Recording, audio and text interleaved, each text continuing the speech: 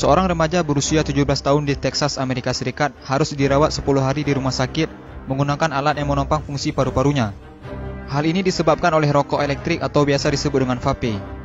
Pada awalnya, Triston terbangun dari tidurnya dan kemudian muntah-muntah pada suatu pagi di bulan lalu. Ia juga mengalami penurunan berat badan drastis yang tidak jelas penyebabnya, demam, dan kemudian kelelahan. Remaja tersebut kemudian dilarikan ke rumah sakit. Pada awalnya dokter mengira kondisinya mirip dengan pneumonia, namun setelah melakukan CT scan, ternyata hasilnya negatif. Kondisi Triston semakin memburuk, paru-parunya gagal berfungsi secara mendadak. Remaja itu pun harus diintubasi atau dimasukkan tabung endotrakeal melalui mulut atau hidungnya untuk menghubungkan udara luar dengan kedua paru-parunya agar paru-parunya tetap bisa berfungsi dengan baik. Seluruh tim medis mencurigai bahwa vape yang diakui oleh Triston telah dikonsumsinya sejak di kelas 8 diduga menjadi biang kerok gagalnya paru-paru Triston.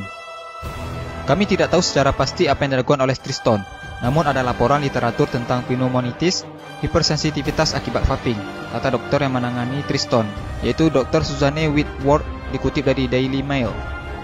Setelah 10 hari diintubasi, paru-paru Triston kembali pulih, walaupun ia masih harus berjuang keras untuk bernapas dengan baik. Ia bahkan harus kehilangan 13 kilo berat badannya, dan otot kakinya menjadi melemah. Triston juga bahkan harus belajar berjalan kembali.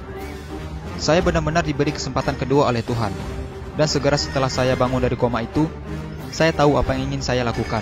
Saya tidak ingin mengulangi kesalahan yang sama untuk menghisap vape, kata Triston. Triston berjanji bahwa dia tidak akan nge-vape lagi dan akan menyarankan kepada teman-temannya untuk membuang vape mereka. Kenapa vape berbahaya? Kepala Badan Pengawas Obat dan Makanan atau BPOM Penny Dukito menyebutkan akan segera mengusulkan larangan penggunaan vape atau rokok elektrik. Hal ini bisa diwujudkan salah satunya melalui revisi PP nomor 109 tahun 2012. Penny mengungkapkan ada beberapa fakta ilmiah yang telah ditemukan BPOM sekaligus menjadi dasar usulan pelarangan tersebut. Ditemukan senyawa kimia di dalam vape mulai dari nikotin, propilen glikol, perisa logam karbonil tobacco spesifik nitrosamines, hingga dietilen glikol. Nikotin sangat berbahaya karena berbagai penelitian juga melihat efek nikotin terhadap otak bisa menyebabkan kanker dan kecanduan.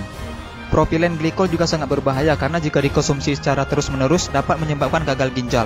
Menurut laporan yang dipublikasikan dalam jurnal Investigate Medicine High Impact Case Reports tahun 2015. Memang vape tidak langsung memberikan dampak buruk bagi kesehatan. Sama seperti rokok, banyak orang yang tetap bisa sehat walaupun merokok.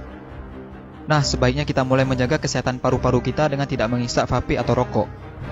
Semoga video ini bermanfaat dan jangan lupa di-share juga sebanyak-banyaknya agar teman-teman kalian tidak ketinggalan informasi penting ini. Dan jangan